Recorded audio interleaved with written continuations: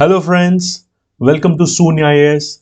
I welcome to the Environment Revised Through Multiple Choice Question course. This is chapter 3 called Terrestrial Ecosystems. हमने अपने पिछले lectures में we've covered chapter 1 which was basically the principles of ecology. We've also done chapter 2 which was about the functions of an ecosystem. So in case अगर आपने वो chapters नहीं देखे हैं ये lectures, so please go back and go through them.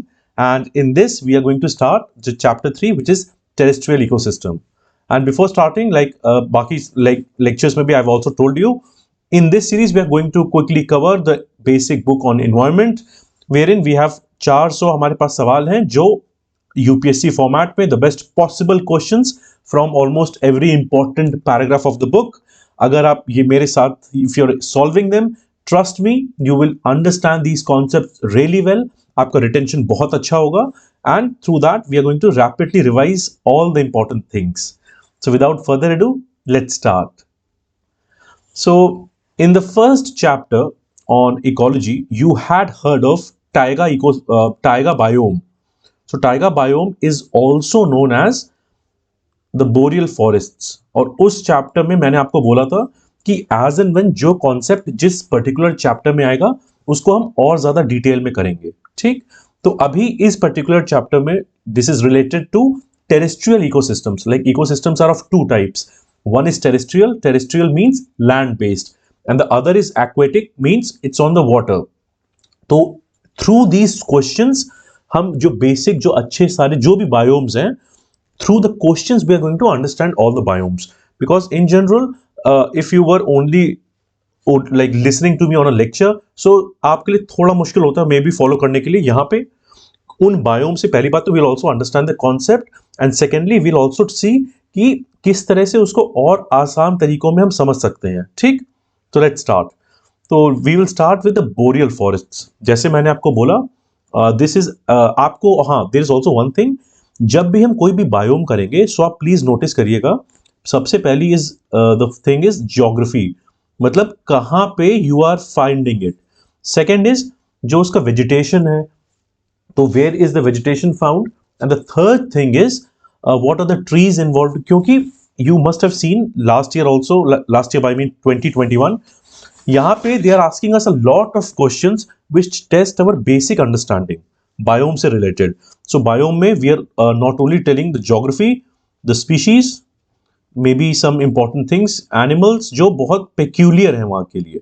So let's start with boreal forest और the taiga biome.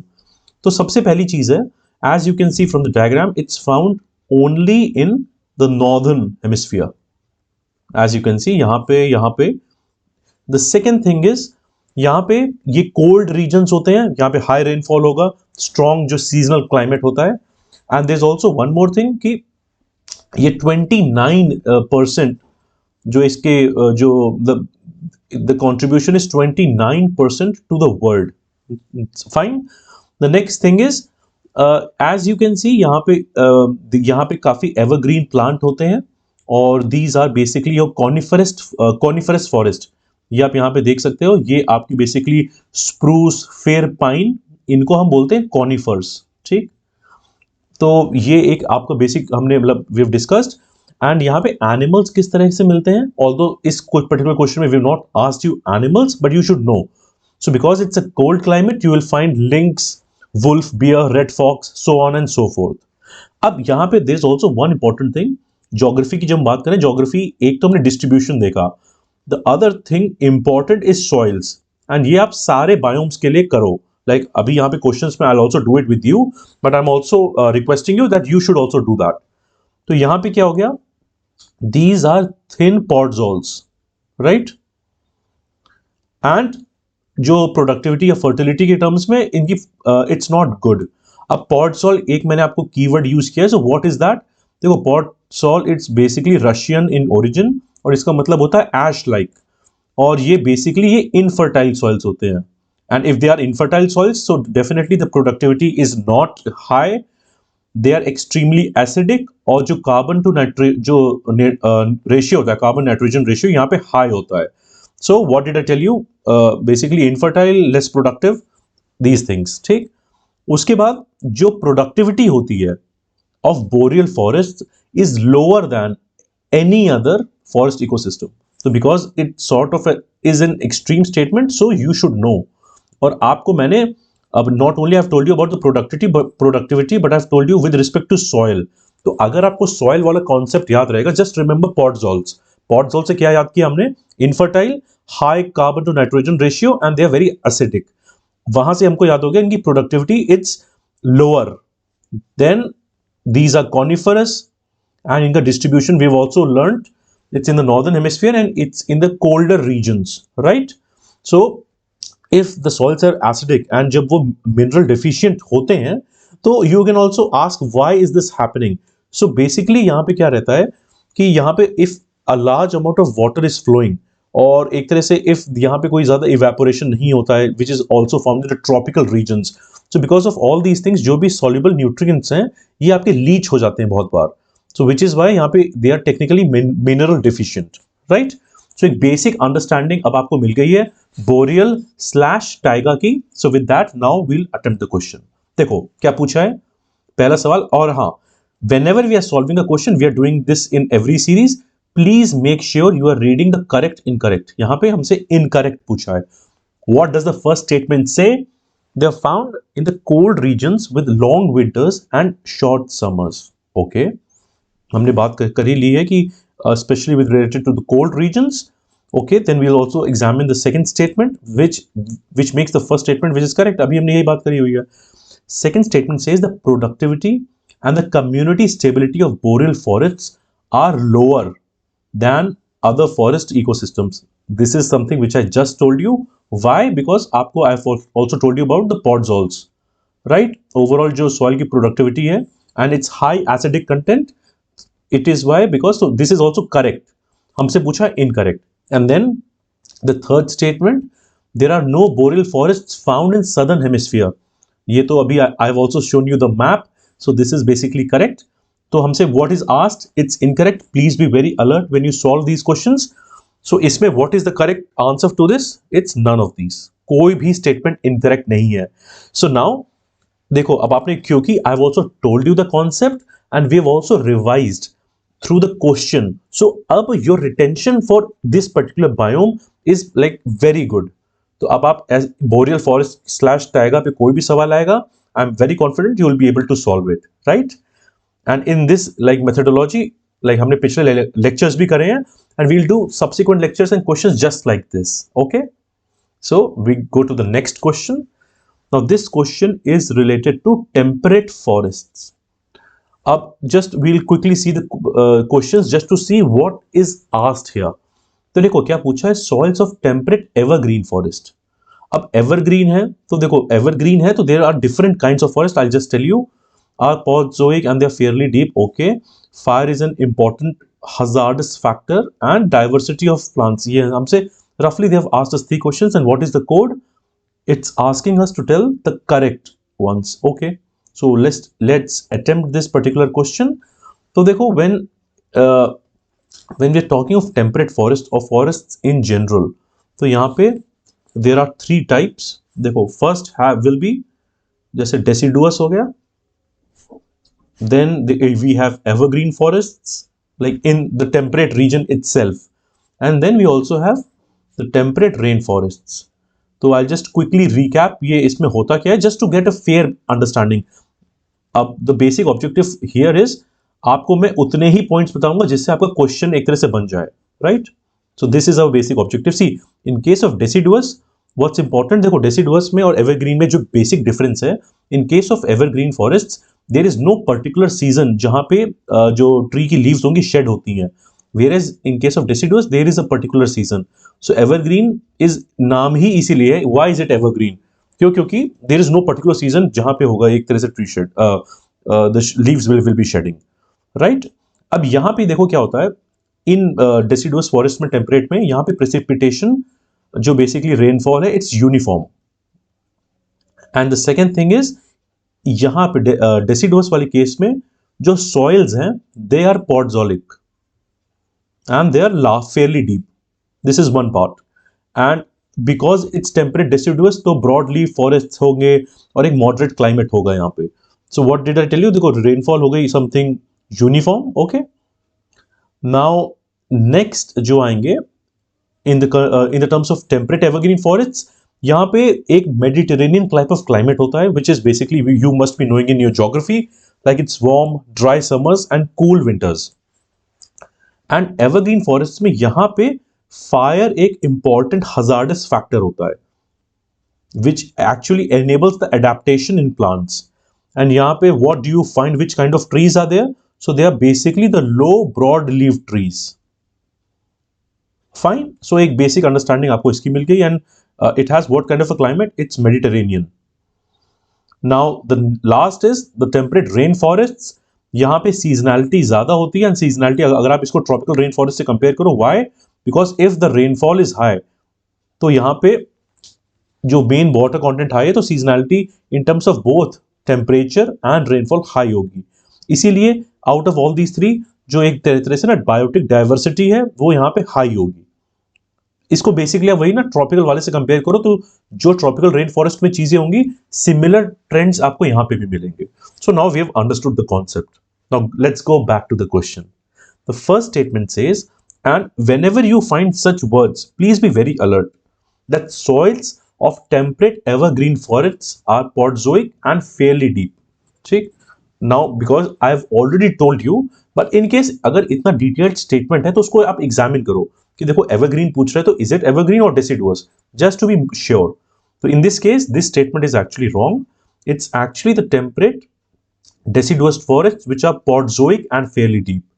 So the moment you eliminate one, like if you eliminate this option, you'll this go A, C and D, all these three options are eliminated, right? So you are of course getting the right answer, which is 2 and 3, but then just for our understanding we'll understand this question again. See, it says fire is an important hazardous factor in temperate evergreen forests. So ये हमने statement just अभी देखा है. This is actually a correct statement. So fire is an important hazardous factor. The next statement says the diversity of plants and animals in temperate rainforests is much lower as compared to the tropical rainforests. So in case if we have हमने हल्की सी भी environment और geography पढ़ी है, so this is actually a correct statement. Why? Because जो भी हमारे tropics होते हैं, we also get high amount of rainfall and sunlight, and as we go polewards, हम चाहे north में जाएंगे या south में जाएंगे, the diversity decreases. So statement में क्या लिखा है? The diversity of plants and animals in temperate rainforests is much lower as compared. ठीक, this is an absolutely correct statement. Okay, so we'll now go to the next question. Now this question is related to tropical rainforests. And tropical rainforest, because we have read about it, हमने इसके बारे में बहुत पढ़ा हुआ है. So this is a basically like it's an interesting like concept also. So इसको एक बार देखते हैं. And before starting, I'm just telling you, यहाँ पे हमसे incorrect पूछा है. So let us be extremely alert while we solve this question. So अभी जैसे मैंने आपको बताया with respect to your tropical rainforests, तो we'll just quickly recap what are the basic important features here. देखो सबसे पहले geographically अगर देखें तो ये हमें कहाँ पे मिलेंगे? Near equator. Because it's near equator, तो यहाँ पे I think you will also recall in chapter 1 I already told you almost 50% of the diversity of plants and animals are found here. अगर आपको 50% याद नहीं भी है तो just think कि ये बहुत diverse ecosystem है, right? The third point here is यहाँ पे temperature humidity दोनों high रहते हैं and annual rainfall extremely like almost 200 centimeters या उससे भी ज़्यादा जाती है. Because this is a tropical rainforest, right? तो ये तो है. And then extreme एक dense vegetation होगा और वो vertically stratified होता है. ये you would have heard there are tall epiphytic plants जो creepers type के होते हैं, right? तो एक vertical stratification is a very important concept here. Canopies और जो एक तरह से बनते नहीं है, अगर you would have seen the tall epiphytes here, तो एक basic ये concept होता है. Then जो सॉइल होता है यहाँ पे देखो, बिकॉज सॉइल ये सब चीजें मैं आपको हर चीज में इसलिए बता रहा हूँ because environment in general we are getting very like conceptual and also questions in good detail. So when we are learning it, हम इसको इस तरह से लर्न करेंगे कि इन कॉन्सेप्ट से रिलेटेड कोई भी सवाल आएगा, we will be able to get it right. So soil यहाँ पे कैसे होते हैं? दीज आर बेसिकली रेड, इनको बोलते हैं लैटोसॉल्स. और यहाँ पे because of this, because of a lot of rainfall, there's also a huge amount of leaching which is happening, and because of that इसको आप एग्रीकल्चर पर्पसेस के लिए तो बिल्कुल भी नहीं यूज कर सकते हो, because of this high leaching. तो जो साइकिलिंग ऑफ न्यूट्रिएंट्स है, जो हमने पिछले लेक्चर में देखा, we also read about the perfect nutrient cycle and the imperfect nutrient cycle. So if you are not able to recall it right now, please visit the chapter number 2, because all these concepts are interconnected. So just like go back. So हमने क्या बोला? जो red latosols हैं, because of high rainfall and heavy leaching, these are not fit for agriculture. So I'll quickly summarize. Tropical rainforest near the equator, very diverse, high rainfall, vertical stratification हो जाता है. Soil कौन सा है? It's red latosols, high rainfall and heavy leaching की वजह से it's not fit for agriculture purposes, right? इसी पे आप सवाल करते हैं. In your case, if you're solving a question, you can just pause the screen and you can attempt, or if you are like you just want to, आप मेरे explanation सुनना चाहते हैं तो आप मेरे साथ भी solve कर सकते हैं. Because when I'm solving, I go through what is going on in my mind.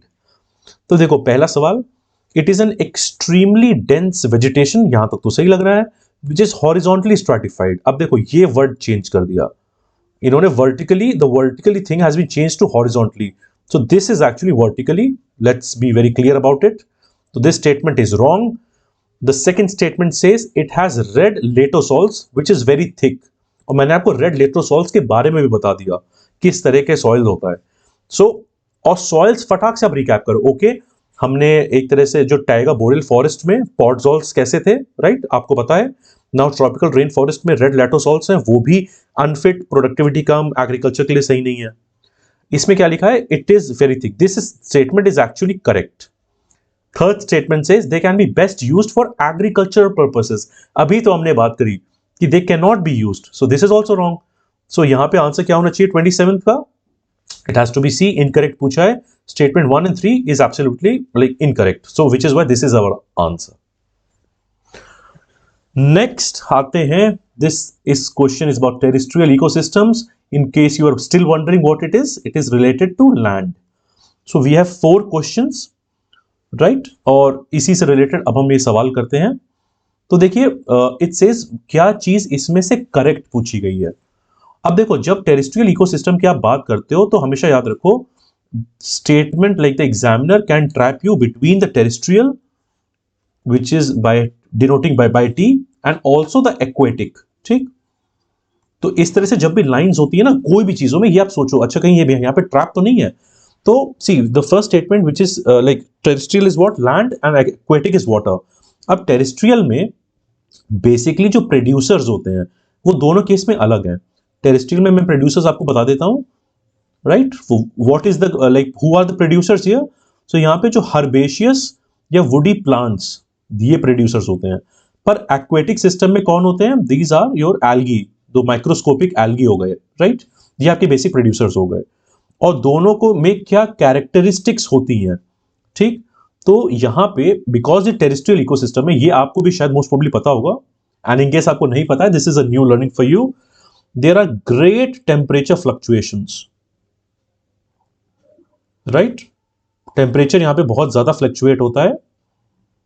तो इसीलिए बोथ जो भी चाहे सीजनल बेसिस में भी हो या diurnal which is the day to day basis. और why is it not so in case of an aquatic ecosystem? यहां पे अगेन आपको ज्योग्राफी और साइंस का कॉन्सेप्ट आएगा. वाटर की बहुत हाई स्पेसिफिक हीट होती है. And like if you are watching, can you please tell me in the comments what is the specific heat of water, ठीक. और हाई जो भी हीट ऑफ वेपराइजेशन है, तो उसकी वजह से जो एक तरह से ना जो चेंज है इन टर्म्स ऑफ टेम्परेचर, वो यहाँ पे फ्लक्चुएशंस बहुत कम होंगे एक्वेटिक इकोसिस्टम में as compare to the terrestrial ecosystem, right. So this is thing. And one more important thing, देखो एक लिमिटिंग फैक्टर एक चीज होती है, क्या होता है? एंड अभी आगे वाले क्वेश्चंस में there is a question of 2021 on the limiting factors. We will just do it very shortly. इस केस में what is the limiting factor of a terrestrial ecosystem, तो यहाँ पे दो चीजें हैं, you can make note of it, आप उसको याद भी कर सकते हो. It's moisture and it's temperature, right. These are the two things which are very important. अब देखो इसको, अब इस सवाल को हम करते हैं. क्या पूछा गया है? In the terrestrial ecosystem, producers are herbaceous and woody plants along with various species of microscopic algae. ठीक. अब आपने जैसे the moment you see algae, you should be reminded of aquatic ecosystems. So इस statement में aquatic ecosystem डाल दिया terrestrial में, which makes it wrong. जैसे ही वन को हटाओ, आप एलिमिनेट साथ में करते रहा करो, so that your effort is also optimized. अब देखो आपके पास क्या बचा है, पूछा है हमसे correct 3 and 4 and none of the above. तो because you are sure that one is wrong, so अगर आप चाहो तो स्टेटमेंट 2 को पढ़ो ही ना, क्योंकि स्टेटमेंट 2 गलत है. पर let's see for our understanding, will just quickly see. It says terrestrial ecosystems are characterized by lower temperature fluctuations. This is wrong, ये अभी हमने देखा. यहां पे हाई होता है, but in case of aquatic वहां पे लो होगा टेम्परेचर फ्लक्चुएशंस. थर्ड स्टेटमेंट, अब सेकंड, फर्स्ट और सेकंड गलत है, तो या तो ये दोनों सही हो सकते हैं या कोई भी सही नहीं हो सकता है. अब इसको हम पढ़ लेते हैं. क्या दिया है स्टेटमेंट में? टेरेस्ट्रियल इको जो एनवायरमेंट है, they are divided into subterranean portions and atmospheric portions. This is actually correct. By chance अगर आपको ये नहीं भी पता होता, आप फोर्थ स्टेटमेंट देखो कि जो सबसे लिमिटिंग फैक्टर होता है टेरेस्ट्रियल इकोसिस्टम्स का, वो है मॉइस्चर और टेम्परेचर. ये basically it's a kind of a generic statement, तो ये सही है और ये भी सही है. बाई चांस अगर आपको सिर्फ 4 पता होता, तो एक तरह से आपको statement would have been 3 and 4, राइट. तो यू ऑल्सो लर्न क्या, एक सबटेरेनियन पोर्शन होता है और एक एटमॉस्फेरिक पोर्शन होता है. तो I just quickly tell you what it is. Subterranean portion is what, जहां पे जो पानी और जो आयंस आपके, like from here water and ions you are getting it. and atmospheric portions क्या हो गया, यहां पे subterranean मतलब एक तरह से ना, terrain is your basic land component and sub उसके नीचे. तो ये अगर जब भी आपको वर्ड समझ में ना आए ना, उसको कोशिश करो तोड़ दो. terranean, terrestrial, similar words. terranean would be basically land. you get water and ions. और एटमॉस्फेयर है, तो यहाँ पे जो बेसिकली गैसियस जो कंपोनेंट्स हैं, मे बी कार्बन हो गया, ये सारे जो एक है ना, जो ऑर्गेनिक जो लाइक एलिमेंट्स हो गए, तो ये यहां से आपको मिलता है. तो टेरेस्ट्रियल सही में it's correct. Subterranean and atmospheric portions होते हैं. Limiting factors I already told you, so that's fine. अब हम नेक्स्ट क्वेश्चन पे आते हैं. Now this again is a good conceptual question, lagoon और एस्चुरी. एंड आई होप जब मैं लगून और एस्चुरी की बात कर रहा हूं, you are reminded of ecotones. Are these ecotones or not? And if you are not able to recall, क्या हमने चैप्टर 1 में इकोटोन्स को बहुत अच्छे से डिस्कस करा था या नहीं?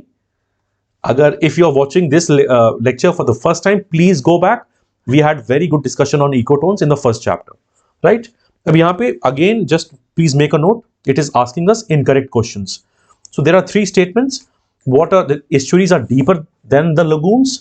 The second statement says estuaries are formed due to falling in sea levels, whereas lagoons are formed due to rise in sea levels. Or this is basically also like geography slash environment, and it's a basic conceptual question.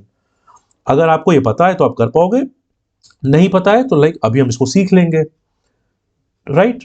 यहाँ पे मैंने आपके लिए images add करी हैं.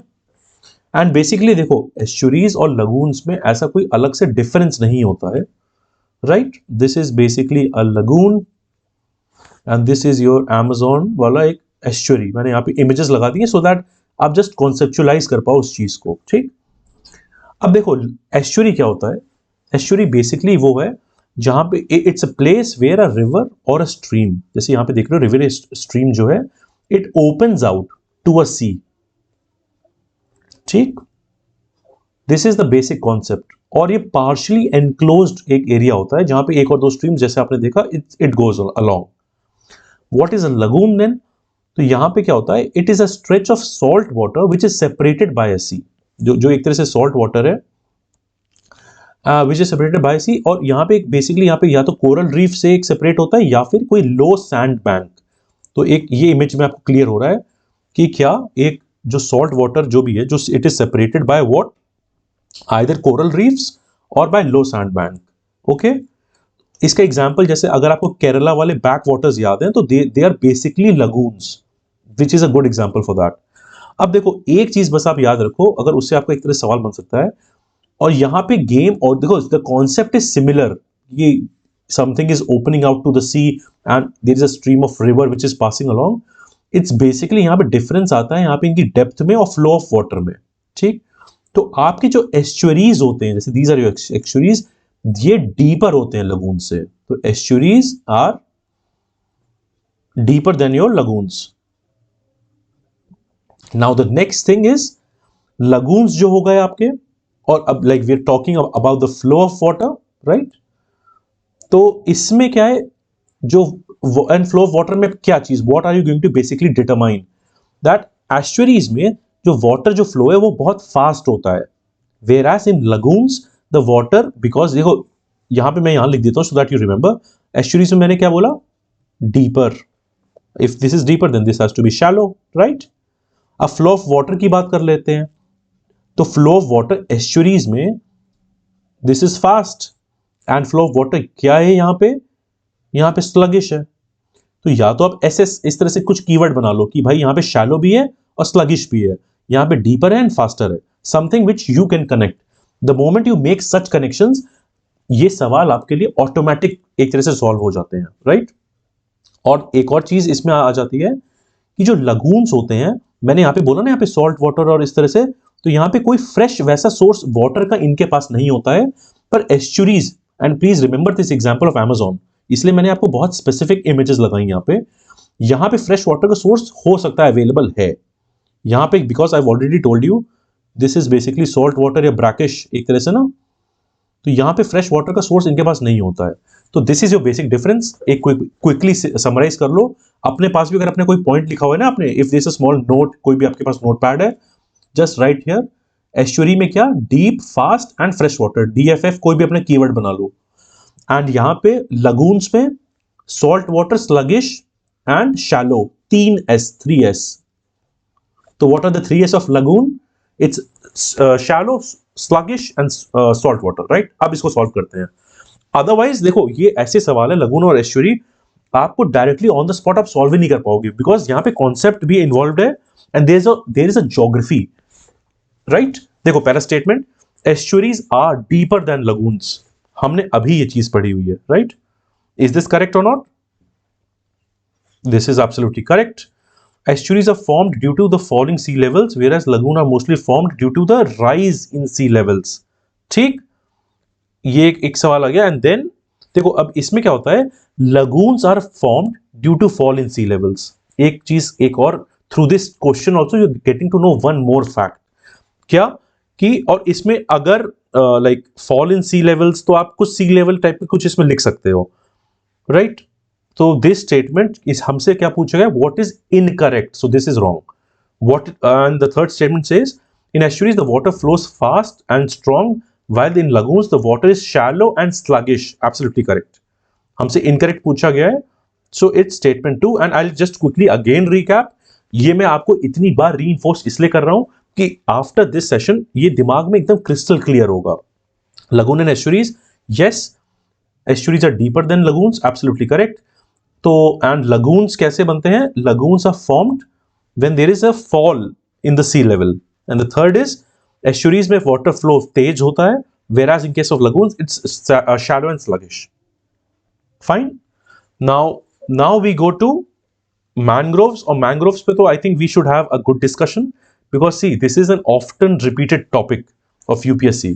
So this is basically your mangroves। mangroves का basic distribution क्या है, I'll just quickly cover it, and mangroves is again going to come in the subsequent our lectures। तो वहां पे हम और डिटेल में करेंगे, बट राइट नाउ जो एक बेसिक कॉन्सेप्ट होता है which we will try to test. देखो मैंग्रोव्स को अगर आप एक लाइन में डिफाइन करो तो ये क्या होते हैं, salt tolerant trees.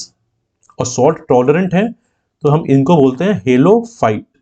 Fight basically मतलब होता है लविंग, और यहाँ पे halo is related to salt, so these are, इनको हम हेलोफाइट्स बोलते हैं। और ये सॉल्ट टॉलरेंट क्यों है, तो देखो यहाँ पे whenever you find mangroves, so they have basically adopted themselves, जो बहुत ही हार्श कोस्टल कंडीशंस होती हैं, इन्होंने किस तरह से अपने आप को अडेप्ट किया होता है, वो थोड़ा सा like it's helpful for us, क्योंकि यहाँ पे कीवर्ड भी छुपे हुए हैं। देखो यहाँ पे एक आपने सुना होगा बहुत बार, pneumatophores, and a lot of times we don't know the meanings of such keywords.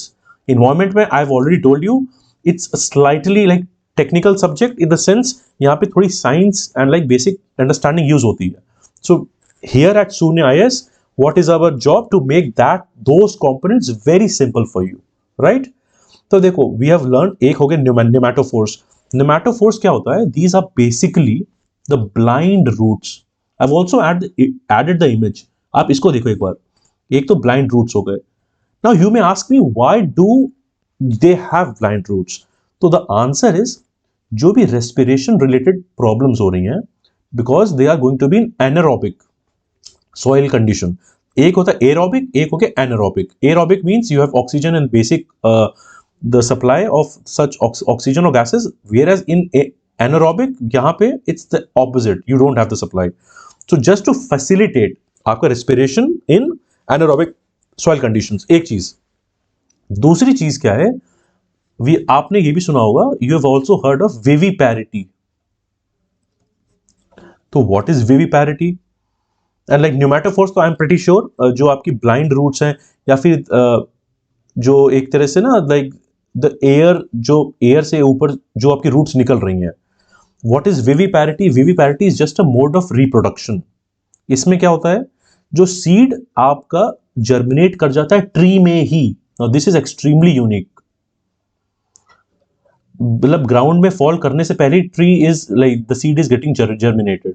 तो विविपैरिटी क्या है, आप याद करो, viviparity is basically a mode of reproduction. So what did we learn? They are halophytes, they are salt tolerant, they are pneumatophores, blind roots हो गए, viviparity हो गए, ठीक. So this is also helping us. And इसके बाद जो यहाँ पे एक और like I think we are also quickly see the distribution of mangroves यहाँ पे. So here see what is important, that आप just basically have an idea. Sundarban mangroves हो गए, महानदी, कृष्णा गोदावरी, कावेरी डेल्टाइक, गोवा वाले mangroves. And why are mangroves very important for our coastal ecosystems? And for example, अब you would also seen यहाँ पे rising cyclones. तो अगर हमारे mangroves if they are getting destructed, so the impact of all these cyclones जो पूरे coastal ecosystems पे होगा, it is going to be extremely detrimental, which is why इनको सेव करना बहुत जरूरी है. तो ये तो बेसिक कॉन्सेप्ट है. So will quickly go and look at it. देखो यहाँ पे 3 ऐसे वर्ड्स हैं जो हमें पता है.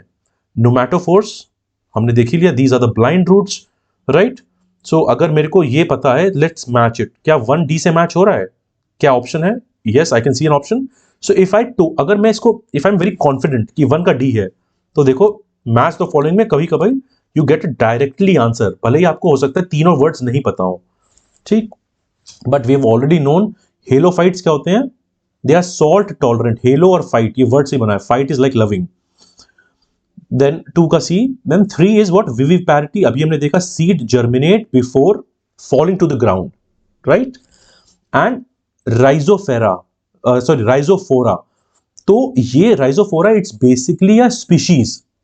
तो इसमें क्या है, जो आपकी प्रॉप रूट्स हैं, तो जो लाइक बेसिकली देखो, एक 2-3 तरह की स्पीशीज होती हैं. तो उसपे कुछ तो एक तरह से वर्टिकल अपनी रूट्स को एक तरह से वो कर लेते हैं, they keep their roots up. But in case of जो राइजोफोरा है, तो जो आर्किंग जो प्रॉप रूट्स हैं, तो वो नीचे चले जाते हैं पानी में. तो जस्ट मेक अ नोट कि हाँ, कहीं पे ऊपर भी जा सकते हैं. If you are able to remember this Rhizophora, well and good. But आपको ये तीनों चीजें पता होनी चाहिए कि न्यूमेटोफोर्स क्या होते हैं, हेलोफाइट्स क्या होते हैं, विविपैरिटी क्या होती है, right. And from this question also you are also knowing कि राइजोफोरा में जो आर्किंग जो प्रॉप रूट्स हैं, they go down into the water. And there is also a species called Avicennia. I am just telling you an additional information, हो सकता है आपके काम आ जाए. एविसीनिया क्या होती है, जो वर्टिकल रूट्स जो न्यूमेटोफोर्स हैं उसको अप रखती है. यहां डाउन है और वहां अप है. आप ऐसा कुछ बना सकते हो कि Rhizophora is down, Avicennia is up. So this is basically what I wanted to tell you in mangroves. Mangroves जो बेसिक कॉन्सेप्चुअल हमने बात करी है. एंड मैंग्रोव से रिलेटेड अभी और discussion will do it in the subsequent lectures, जहां पे मैंग्रोव्स का डिस्कशन और डिटेल में होगा, right. Now steppe biome, again we have a good concept which we again I think we should like read and recall. तो देखो steppe biome को it is also known as temperate grassland biome. So इसको एक बार हम अच्छे से समझ लेते हैं। देखो स्टेपीज, एक तो you are basically aware of the central Asian region and the overall spread यहाँ पे। तो what did I tell you, देखो इनको क्या बोलते हैं स्टेपीज को, it's the temperate grasslands. What is the important जो कैरेक्टरिस्टिक्स है, सबसे पहली प्रैक्टिकली दे आर ट्रीलेस, और ग्रासेस जो भी होती हैं यहाँ पे very short and they are very fresh and nutritious. The second thing is that यहाँ पे बहुत ज्यादा आपको एनिमल डाइवर्सिटी दिखेगी ही नहीं। और देन जो यहाँ पे किस तरह का क्लाइमेट होता है, क्या होता है, तो इंडिया में सबसे पहले देखो they are found in the high Himalayas, right. और उसके बाद जो वेजिटेशन है, जो बेसिकली जो टेम्परेट एरियाज का वेजिटेशन होता है वो यही होता है। अब देखो कंपैरेटिव सेंस में एक बार समझते हैं, हम स्टेपीज की बात कर रहे हैं ना, तो स्टेपीज और सवानाज में आप सोचो क्या डिफरेंस होगा। सवाना जो बेसिकली जो अफ्रीकन रीजन है, वहां का temperature is different, right, you have more of a sunlight and rainfall. So हम बात अगर करेंगे फोरेज की, फोरेज इज बेसिकली जो फोलिएज है, लीव्स है, ये सारी चीजें, तो स्टेपीज में वो चीज जो फोरेज की बात हो रही है स्टेपीज में, इट्स ओनली व्हेन जो एक ब्रीफ वेट सीजन होता है उसी समय दिखता है, राइट। पर सवानाज में ऑलमोस्ट पूरे समय ही आपको दिख जाता है, एंड बिकॉज वहां पे you know you wet season भी है, ड्राई सीजन भी है, you like we see that. और जो स्टेपीज है, जो फॉर्मेशन है, ये सारी चीजें कि यहाँ पे हो सकता है you can see some conifers here as well, कुछ लाइक वुडन जो आपके ना trees like wooden steppes are also seen here. So in that sense steppe biome is important for us. पहली बात तो वी आर अंडरस्टैंडिंग जो geographical spread है इस पूरे एरिया का, किस तरह के आपको सॉइल से बाकी सारी चीजें मिल रहे हैं यहाँ पे, right. So and there is also one more thing which I want to tell you कि ये लोग यहाँ पे सॉइल, जैसे हाँ सॉइल वाले में it's Sandy and saline soil. और जैसे आपका ये वेस्ट राजस्थान हो गया, जैसे आप कुछ भी अगर इस तरह का एरिया यहाँ देखोगे, तो जो भी सेमी एरिड जो एरिया है जहाँ पे ना you don't have enough rainfall, तो जो सैंडी सलाइन सॉइल है वो आपको स्टेपी फॉर्मेशन में मिल जाता है। Now will try to solve this question. अब देखो यहाँ पे कुछ कुछ ऐसे सवाल हैं जो अगर if you did not even know about what is steppe, आप स्टिल सॉल्व कर लोगे। you'll ask me how। तो सी देखो, do not have much animal diversity, this is basically true. क्यों? क्योंकि high animal diversity is in tropical rain forest, तो ये steppes के लिए तो सही है। Now presence of various varieties of epiphytes, right, इस सवाल में तो ये तो गलत ही है, ये हमको पता है, दिस इज रॉन्ग। एपीफाइट्स तो आपको ट्रॉपिकल इन सारे एरियाज में मिलते हैं, तो this cannot be the right answer. 3 होना ही चाहिए, बिकॉज बहुत जेनरिक स्टेटमेंट है, that this we know because यहाँ का एक तरह से जो क्लाइमेटिक कंडीशंस है दैट टेल अस, तो ये दिस इज करेक्ट। तो आंसर हम वैसे भी एलिमिनेट करके अपनी नॉलेज लगा के निकाल रहे हैं 2 और 3। अब देख लेते हैं statement, steppe formations in India occupy large areas of Sandy and saline soil. Now this is absolutely right. जो हमारे यहाँ मैंने आपको जस्ट अभी बताया, सैंडी जो सलाइन सॉइल होता है वो होता है यहाँ पे, राइट। और trees with small broad leaves are widely spaced. देखो मैंने आपको स्टार्टिंग में बोला था that here it's basically treeless, so ये पॉइंट ही नहीं आएगा कि यहाँ पे ट्रीज ब्रॉड लीव थे नहीं थे, क्योंकि ब्रॉड लीव ट्रीज ये सारी चीज आप हो सकता है एवरग्रीन में देखो या कुछ और कॉनिफरस एरियाज में देखो, you might find them, but यहाँ पे this statement actually makes no sense, right. So the answer here is 2 and 3। Now again we go to tundra biome। अच्छा, if you can recall chapter 1 में we had matched the biomes with their species। तो वहां पे tundra biome में if you are able to recall we had talked about ptarmigan। ये एक bird होती है which is found in the cold climate, if you are able to recall। अगर आपको नहीं याद आ रहा है so please go back and see that lecture। So see यहां पे पूछा गया है mosses and lichens are largely found on bare rocks, and mosses and lichens you would have come across, आपको याद होगा इस बार के prelims में भी अलग से mosses and lichens को they have asked us in a question। The second statement says that कुछ हमसे animals पूछे गए हैं, right। So what are the plants, तो उसको करने से पहले let's quickly like revise the tundra biome for ourselves and then we'll solve a question। तो जैसे ही हम कॉन्सेप्ट को समझते हैं and when we solve a question हो सकता है we'll make a mistake. So in that sense our retention and learning is like quite like very high. So tundra, there are of two types. Basically you have the Arctic tundra and you have the alpine tundra. Now जो हम alpine tundra की बात करते हैं, देखो Arctic tundra तो आपको पता ही है, if this is the equator it will be found almost near the poles, extremely cold climate, very limited vegetation, ये very limited जो animals होंगे who are adaptable to such cold areas वही मिलेंगे आपको यहाँ पे, ठीक। अब whereas जब हम alpine की बात करते हैं तो जो high mountains हैं, because जो आपने vertical एक तरह से जो zonation पढ़ा होगा कि as you go up the altitude in case of mountains, तो वहां पे भी जो climatic conditions vary करती हैं, तो हिमालयाज या बाकी आपकी जो हाई माउंटेन्स है वहां पे आपको मिलेगा ये। एक और चीज है, there are no trees here, tundra में नहीं होते। क्यों? क्योंकि यहाँ पे परमाफ्रॉस्ट होती है। और टुंड्रा जब भी आपके दिमाग में आए, बस आपको पता हो, जस्ट याद आ जाना चाहिए आर्कटिक टुंड्रा आपको याद आ जाए, या इतना हाई रीजन, तो आप इसको सॉल्व कर ले जाओगे। अब देखो जब यहाँ पे ट्रीज नहीं है, इतना ज्यादा like it's so cold, so what will be the kind of vegetation which will be found here? तो यहाँ पे आपको मॉसेस मिलेंगे, यहाँ पे आपको लाइकन्स मिलेंगे, राइट। और उसके बाद भी जैसे एक कोस्टल एक लाइक रेन डियर मॉस, ये भी एक यहाँ पे आपको मिल सकती है। Birds, because of the cold climate from these regions they will be migrating, and like I had told you ptarmigan एक बर्ड है which can also like migrate. Animals यहाँ पे किस तरह के हैं? So I think this I also told you in the first lecture. You have Arctic fox, reindeer, wolves, polar bear, right? Polar bear से आपको याद आना चाहिए, हमने सेकेंड चैप्टर में we discussed about hibernation and real or true hibernation. How is it like linked? तो ये सारे linked concepts हैं, ठीक। और जो भी आपके reptiles हो गए, amphibians, वो यहाँ पे almost गायब रहते हैं, right? और there is also one more thing, जब हम polar bear या यहाँ पे animals की बात करते हैं, so there is also adaptation. इतने like in this cold climate, वहां पे अपने आप को बचाने के लिए, या तो उनका जो एक तरह से ना the skin, they will be very thick skinned, तो एक थिक क्यूटिकल हो सकती है उनके, मतलब they can also have furs. तो this is just to make sure कि वो इतनी जो ठंडी है वो उससे अपने आप को बचा पाए, राइट। और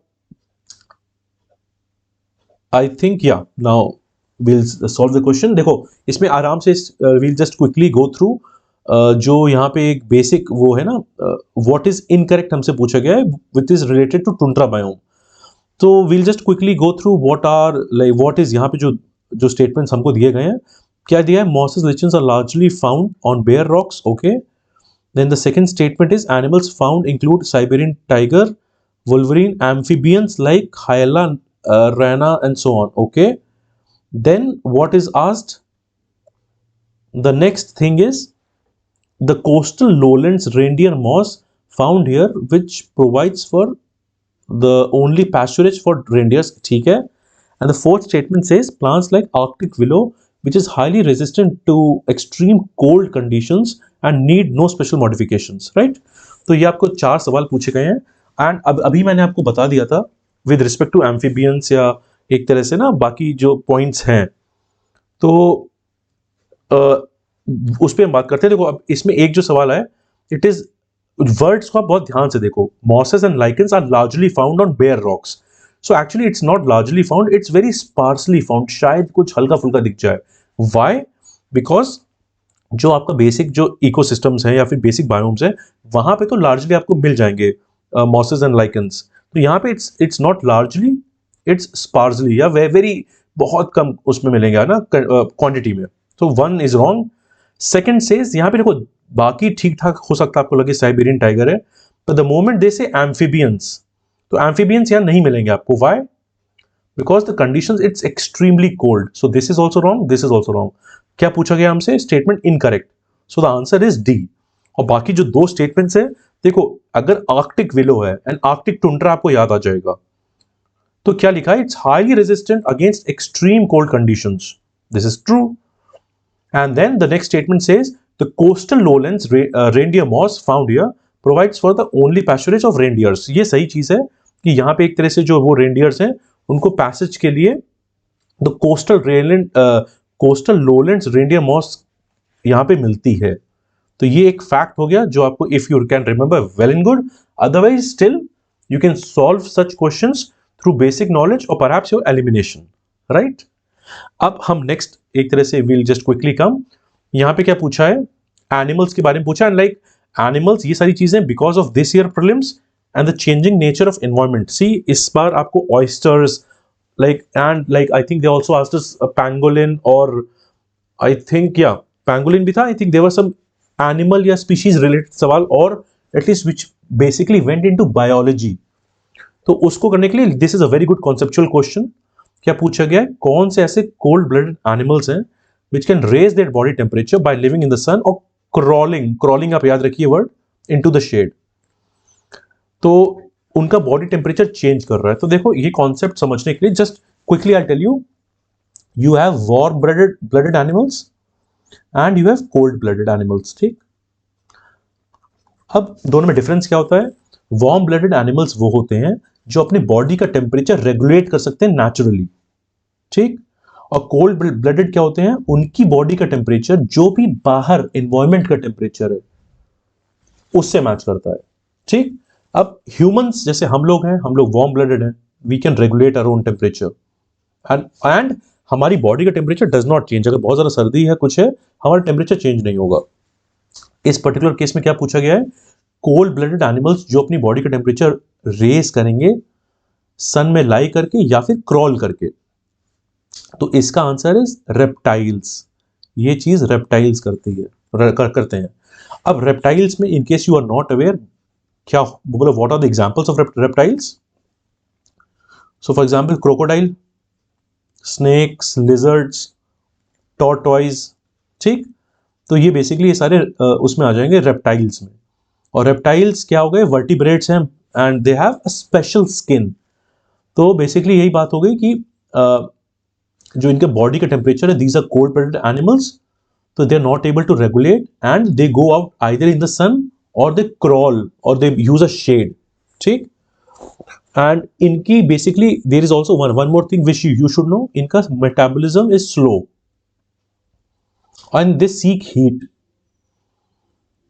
तो because of slow metabolism and also heat seeking behaviour they are cold blooded. तो अगर आप कभी भी वार्म ब्लडेड या कोल्ड ब्लडेड में कोई सवाल आएगा, so I am very confident that you will be able to get that question right, okay. अब हम बात करते हैं, देखो impacts of grassing on grasslands बोला है, ठीक।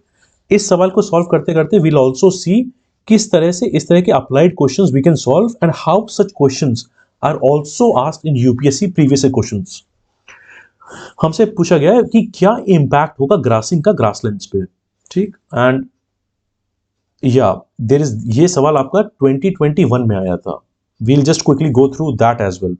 इसको देखते हैं पहले, ग्रासिंग से क्या होगा, repeated grazing in grasslands can lead to invasion of xerophytic plants. Xerophytic basically क्या होगा, these are found in the deserts, यहाँ पे पानी बहुत कम होता है, ठीक। तो इस पर्टिकुलर केस में हमसे, और एक और चीज प्लीज हम चेक कर लेंगे, इज इट करेक्ट और इनकरेक्ट। सो यहाँ पे करेक्ट पूछा गया है। So repeated grazing can lead to invasion, okay fine. दूसरा क्या लिखा है, grazing can lead to soft erosion of soil. This is absolutely true. जब बहुत ज्यादा ग्रेजिंग या इन जनरल ग्रेजिंग चलती है तो erosion of the soil does take place, which is why जो इंपैक्ट ऑफ जो एक तरह से ग्रासिंग है, there is a negative impact अगर हैवी ग्रेजिंग चल रही है, बिकॉज यहाँ पे जो डिट्यूरिएशन ऑफ जो लैंड या जो सॉइल क्वालिटी है दैट हैपेंस। दो स्टेटमेंट ये दोनों तो ठीक हो गए। नाउ अभी अगर हम जाते हैं, like we'll see the third statement as well, in the long term it can help in restoration of biogeochemical cycles. अब देखो ये बहुत आसान है आपको ये स्टेटमेंट एक तरह से अटेम्प्ट करना। Why, because this particular question just tells us that our overall understanding of this thing. See, when we are also learning about the overall long term impact, तो यहाँ पे restoration बिल्कुल नहीं होगा। This is actually leading because ये this is a negative word। तो ये सवाल आप बेसिक अंडरस्टैंडिंग से भी सॉल्व कर सकते हो that the restoration is not happening. यहाँ पे in fact the overall geochemical cycle it is getting disrupted या उसका ब्रेक डाउन हो रहा है, fine. So with this, I think you'll be able to disruption or breakdown. Fine, अब next उस पे आते हैं। ये सवाल आया था, now please be very attentive. Vegetation of savanna के बारे में पूछा गया है। It is scattered with small trees. And यहां पे क्या पूछा गया है, which are the following conditions. देखो क्या पूछा, forest development is kept in check, किस चीजों से वो चेक होता है। और we have they have given us 5 options. Termites दिया है, फायर, ग्रेजिंग, हर्बीवोर्स। ठीक, ग्रेजिंग अभी हमने एक तरह से ना इसकी बात करी हुई है इस सवाल में। सीजनल रेनफॉल, सॉइल प्रॉपर्टीज, किस तरह से you are keeping that in check, कि फॉरेस्ट का डेवलपमेंट किस तरह से it is kept in check. और यहाँ पे दो चीजें देखो, सवाना हमने बात कर चुके हैं पिछले अपने लेक्चर्स में, ग्रासलैंड्स की भी हम बात कर चुके हैं। तो फॉरेस्ट डेवलपमेंट अगर ये सवाल है, सो सी ग्रेजिंग, हर्बीवोर्स तो होना ही चाहिए इसमें, it will be a part of our answer. Fire will also keep that in check, seasonal rainfall will also keep that in check. So the answer is 2, 3 and 5. Baki soil properties, that is not going to make that much of an impact, right? So this is how we will solve the questions and हम इसको interlink करके समझेंगे। अब एक और सवाल आ जाता है। Now this is related to Indian Thar Desert and I hope you all of you are following along. हम लोग बहुत अच्छे से like we are discussing the concepts in good detail and I hope you are making good note of it. तो देखो Indian Thar desert पे they have asked us 3 questions. Okay, तो it is, what is it saying, and again we'll just see, it is saying the correct statements पूछे गए हैं। So it has a perennial underground water system. Okay, majority of the plants have made adaptations to protect their stomata. The third is, major source of water in these areas is water rainfall for the northern area. So ठीक है, अब देखो adaptations and protection of stomata, ये वाले point that is absolutely correct, क्योंकि अभी desert में there are different kind of adaptations and if you are able to recall desert adaptation पे UPSC has asked previous question, वो भी हम देखते हैं। तो statement 2 is correct, so answer इसमें क्या होना चाहिए, it is between these two. अब statement 1 says the perennial underground water system की बात करता है। So this thing is actually correct. एक पेरिनियल अंडरग्राउंड जो एक ना वाटर सिस्टम इनका होता है, बट जो एक तरह से रेन्स, जो वो सब चीजें आपको दिखेंगी, that is visible only in the rainy season, despite the fact एक अंडरग्राउंड वाटर सिस्टम अवेलेबल है। This is one thing. एक और चीज देखो, थर्ड स्टेटमेंट को आप ध्यान से देखो, क्या लिखा है, major source of water in this areas is winter rainfall from the northern area. तो देखो अब भाई ये थार डेजर्ट की बात हो रही है, तो एक्चुअली जो भी रेनफॉल है, जो विंटर रेन्स है जो नॉर्दर्न इंडिया में, वो यहां तक पहुंच ही नहीं पाती हैं। So how can they be the source, major source of water? Major source of water still remains जो अंडरग्राउंड वाटर सिस्टम है जो डेजर्ट एरियाज में। दैट सेड, एक और चीज I think we can discuss. Okay, this is the previous question. उसको discuss करने से पहले I just tell you one more thing, that जो भी अडेप्टेशंस होते हैं यहाँ पे, जैसे कि यहाँ पे लीव्स जो भी होंगी, जो भी लीव्स हैं वो कम हो जाएंगी। दूसरा, जो एक सक्यूलेंस या एक वैक्स की कोटिंग आ जाएगी, एक थिक क्यूटिकल आ जाएगी, और जो स्टोमेटा है जहां से बेसिकली इवेपोरेशन होता है, वो एक तरह से बहुत छोटा, या मतलब एक तरह से इट विल बी प्रोटेक्टेड। तो ये सारी चीजों का ऑब्जेक्टिव क्या है? It is to reduce the transpiration because they want to conserve the water. तो this is a modification in case of desert regions. अब इसी से रिलेटेड अब सवाल देखते हैं कि which of the following leaf modifications occur in the desert to inhibit the water loss, रोकने के लिए। Hard and waxy leaves, yes. Tiny leaves, yes. Thorns instead of leaves, yes. तीनों स्टेटमेंट सही है and I think this was asked in 2018। तो हमने एक तरह से डेजर्ट के बारे में भी समझ लिया, इंडियन थार डेजर्ट के बारे में, adaptations, previous year question. So I hope अभी तक आप अच्छे से you are able to understand, right. Next आते हैं, which of the following soil types contains the maximum humus? Okay, laterite soil दिया है, loamy soil, black soil and alluvial soil. And again I am telling you, ये जो soils हैं अभी subsequent chapters में जब हम और डिटेल में करेंगे, so we'll go through that. अभी के लिए let's see what maximum humus पूछा है। ह्यूमस के लिए हमें पता होना चाहिए what does humus even mean, humus होता क्या है। तो ये जो एक डीकेड, जो आपके डेड प्लांट्स हैं, ठीक, या एनिमल्स जो सॉइल में रह जाते हैं, जो उनके डीकेड, जो एक तरह से ना, these are the decayed remains. और आपसे पूछा क्या गया है, किस सॉइल में मैक्सिमम ह्यूमस होता है? तो यू वुड बी नोइंग, जो there are almost 8 types of soil which are found in India, उसमें हाई ह्यूमस कंटेंट किसमें है? देखो एलुवियल सॉइल में हाई हाई ह्यूमस कंटेंट है, ठीक, और आपका जो माउंटेन सॉइल है उसमें भी हाई ह्यूमस कंटेंट होता है। बट एक तरह से you have the loamy soil. Loamy soil में मतलब सैंड, सिल्ट और क्ले का almost there is equal part. सबसे ज्यादा ह्यूमस होता है लोमी सॉइल में। सो ऑल्दो एलुवियल और फॉरेस्ट सॉइल में भी हाई होता है, but the maximum is found in this is your loamy soil. तो यहां पे क्या पूछा गया है कि इसमें मैक्सिमम ह्यूमस है, तो the answer is again loamy soil. ठीक, black soil you would have red, कौन सा महाराष्ट्र वाले जो रीजन्स में फाउंड होता है। अलुवियल सॉइल जो हमारा गैंजेटिक प्लेन है, जो पूरा आई थिंक जो नॉर्दर्न जो बेल्ट द ओवरऑल एरिया यहाँ पे मिलता है, राइट। तो ये भी हमने समझ लिया। Again a very like important question, और इस तरह के क्वेश्चन आते रहते हैं एग्जाम्स में। करेक्ट ऑर्डर पूछा है इकोलॉजिकल प्रोडक्टिविटी का, the increasing order they asked us. And इसमें हमसे पूछा गया estuaries, lakes, agriculture land, tropical rain forest, all these things. तो देखो पहली बात, जब भी ऐसे सवाल आएंगे प्लीज मेक श्योर या अंडरलाइन कर लो, इंक्रीजिंग पूछा है या डिक्रीजिंग पूछा है। यहां वाले केस में इंक्रीजिंग पूछा है हमसे, राइट। तो इंक्रीजिंग जब पूछा गया है तो हम उसको उसी तरह से सॉल्व करते हैं, राइट। तो यहां पे the correct answer I am telling you because I think you would also be knowing and then we'll also see it. The correct answer is increasing के केस में इट्स सी। अब आपको you would be aware that tropical rain forest और estuaries, यहां पे ecological productivity is very high. So जो भी ऑप्शन होगा हमारा, it has to have these two options at the and, क्योंकि इंक्रीजिंग ऑर्डर है। तो उस सेंस में सिर्फ दो ही ऑप्शन बन सकते हैं, दो probable options, right. Because lakes की तो वैसे ही प्रोडक्टिविटी बहुत कम होती है। अभी हमने इसको पिछले लेक्चर में भी देखा है ना, lakes which are the static ecosystems. तो ये it cannot be option A और D, it has to be option B or C. So it's actually option C, and you will quickly see the explanation. तो देखो यहाँ पे productivity के केस में it has been arranged. Estuary सबसे ज्यादा, एस्चुरीज के बाद you are seeing swamps and marshes, फिर tropical rain forest, फिर temperate, और इस तरह से basically they have arranged. Lakes और streams बहुत नीचे आते हैं, तो उसमें एक तरह से there is actually no competition even. So and then we are also going through just other parts, right. देखो अब इसमें क्या है, अगेन एग्रीकल्चर लैंड और ये सारी चीजें हमने एक तरह से देख भी लिया है। Just a second, I think I have a small like interruption, okay no problem. Then we are going through the dry statements, और यहाँ पे sorry we are it is asking us the correct statement with respect to the dry sub humid zone, and it's also asking us with respect to the grasslands.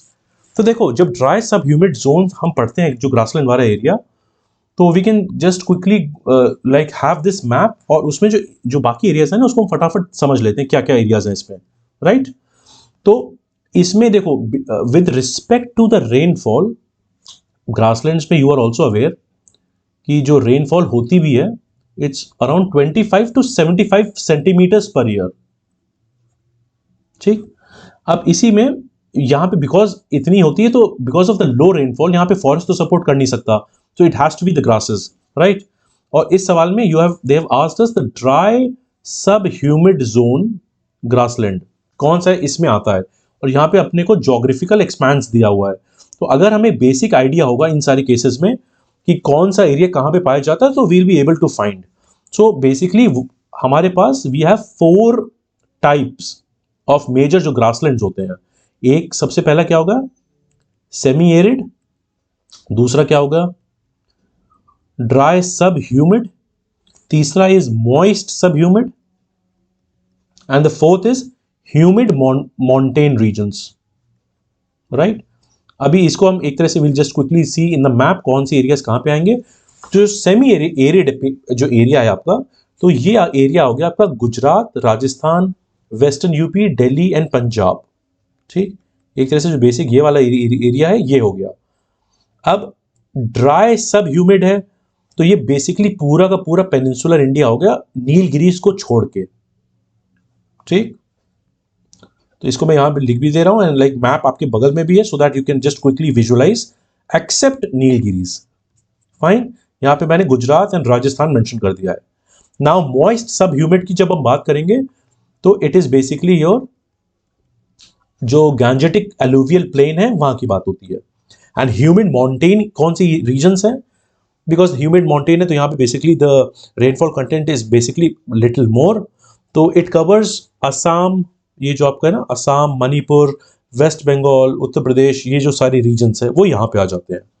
अब just quickly go through this questions, और देखो such kind of questions test you geographically कि कौन सी चीज कहां पे आ रही है। तो यहां पे जो मैंने आपको चारों चीजें बताई they are mentioned, but you have to tell me dry sub humid कौन सा जोन होगा। So dry sub humid just I have told you it's basically the peninsular India, ये हो गया ड्राई सब ह्यूमिड। अब बाकी जो ऑप्शंस हैं I have already told you ये कहां कहां पे आएंगे। जो नॉर्दर्न जो गुजरात वाला पार्ट है आप इसको याद भी कर सकते हो, सेमी एरिड, एरिड क्योंकि यहाँ पे बारिश ही कम होती है, तो ये तो वहीं से राजस्थान और गुजरात वाला एरिया हो गया। गैंजेट जो गंगा एलुवियल प्लेन है यहाँ पे बिकॉज थोड़ी सी रेनफॉल बढ़ जाती है तो इट्स नॉट दैट ड्राई, तो ये हो गया मॉइस्ट। और नॉर्थ ईस्ट और बाकी रीजन्स में इट्स एक्चुअली ह्यूमिड माउंटेन, तो this is not very difficult for you to recall. ठीक, हमने ये भी देख लिया। नाउ अब हम बात करते हैं डिफॉरेस्टेशन की, which in a way always keeps on getting asked in your paper, so I hope you also take care of this part. देखो deforestation results in immediate lowering of ground water level, okay, एक ये हो गया।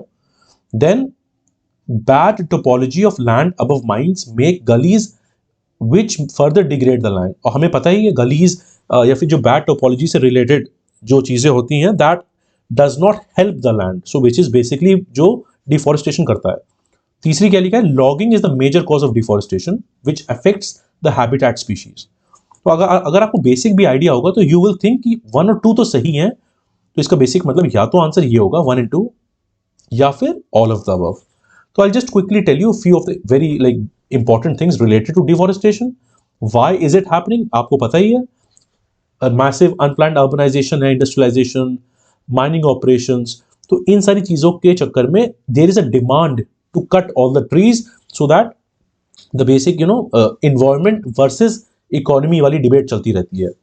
और क्या वजह हो सकती है, तो देखो कॉजेज में I can also tell you shifting cultivation, you would have come across at least काफी नॉर्थ ईस्ट ट्राइब्स में अभी भी it is getting practised, shifting cultivation हो गया।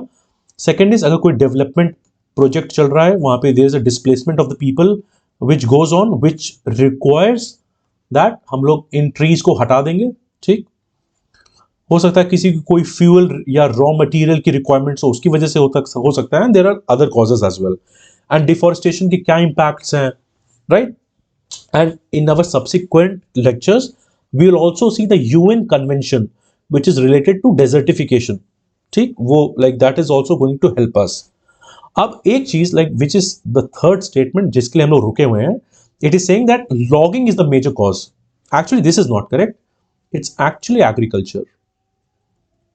ठीक, agriculture it accounts for almost 80%। Logging से कितना होता है, लॉगिंग इज जस्ट 14%। और अगर फ्यूल के लिए आप यूज कर रहे हो वुड को काटने के लिए दैट्स बेसिकली 5%। तो this statement gets wrong because of ये एग्रीकल्चर है। और ये UNFCCC ने एक तरह से like we got to know from this particular report as well. तो answer to this question is 1 and 2। Fine, so this was basically the last question of this particular chapter। so जैसे हम हर chapter के and में करते हैं, we'll just quickly go through आज हमने क्या क्या कॉन्सेप्ट्स देखे समझे, right, for a very quick recap. देखो सबसे पहले हमने देखा boreal forests, the taiga biome which is not found in the southern hemisphere. यहाँ पे किस तरह के जो पॉड सॉल जो सॉइल्स होते हैं, how is it infertile, productivity कैसी रहती है, ट्रीज का डिस्ट्रीब्यूशन, राइट। फिर हमने टेम्परेट फॉरेस्ट देखे, उसमें हमने देखा डेसिडुअस, एवरग्रीन और रेन फॉरेस्ट में डिफरेंस क्या होता है, how does the soil vary, can we use it for agriculture और नॉट, ये सब हमने देखा। फिर हमने टेरेस्ट्रियल इकोसिस्टम्स के बारे में समझा कि what is the most important limiting factor, right. और टेरेस्ट्रियल और एक्वेटिक इकोसिस्टम्स में we try to know the difference. Then I hope आपको लगून और एस्चुरीज के बीच का डिफरेंस पता हो। लगून में हमने कीवर्ड बनाया था 3S which is shallow, sluggish and salt water। Similarly estuaries में हमने क्या बात करी थी, deeper, faster and it was the fresh water। Then mangroves पे we learned nematophores, halophytes, viviparity and species like Rhizophora. उसके बाद हमने डिस्ट्रीब्यूशन देखा मैंग्रोव्स का। स्टेपीज जो बायोम है उस पर भी ऑल्सो लाइक लर्न अबाउट किस तरह का व्हाट इज द एनिमल्स, या इस तरह से ना व्हाट इज द डिस्ट्रीब्यूशन, ये हमने देखा अपने लिए। देन टुंड्रा बायोम, वहां पे किस तरह का ना वेजिटेशन है, किस तरह का ओवरऑल एनिमल्स हैं, we also learn that. What is the difference between cold and warm blooded animals. Then grasslands पे हमने क्या देखा, किस तरह से ग्रेजिंग इंपैक्ट करती है। एंड वी ऑल्सो सॉ 2021 में there was a similar question asked by UPSC, जो बायोम और हमारी एनवायरमेंट दोनों चीज को लिंक करके एक सवाल पूछा गया था। देन जो डेजर्ट पे what is the basic desert ecosystem, and then जो वहां पे अडेप्टेशन है दैट वी लर्न। सॉइल में ह्यूमस सबसे ज्यादा कौन सा होता है, what is humus. Ecological productivity में we learn how to organise the different concepts. Then grasslands में भी we saw 4 types of grasslands, उनका geographical distribution we also saw. And again I'm telling you grasslands, why? Because देखो grasslands पे UPSC has already asked you a question, so it's better that we are well prepared. And last we also saw things related to deforestation, right? So I hope abhi tak you have been able to understand these concepts really well, and I really hope that your understanding of all these things is getting improved day by day, right? और इस series के लिए आई am just telling you, आप जो भी chapter पढ़ रहे हो, if you have read the book well and good. अगर आपने नहीं पढ़ी है तो just these questions, after these questions एक बार फटाफट ग्लांस कर सकते हो अपनी बुक का। सो सारे जो इंपॉर्टेंट क्वेश्चंस है that have been covered. In case you have read the book, this is an excellent source to revise, right? So with that said, I'll just quickly tell you that you are already aware that we at Sunya IAS want to aid your prelims preparation, and in that quest जो 3000 plus MCQs have been curated UPSC style, आप modern history and all these different subjects, environment, so on and so forth, तो आप please make the best use of it, and I'll see you when I start chapter number 4. So please till then keep on revising, keep on reading. Okay, take care, bye.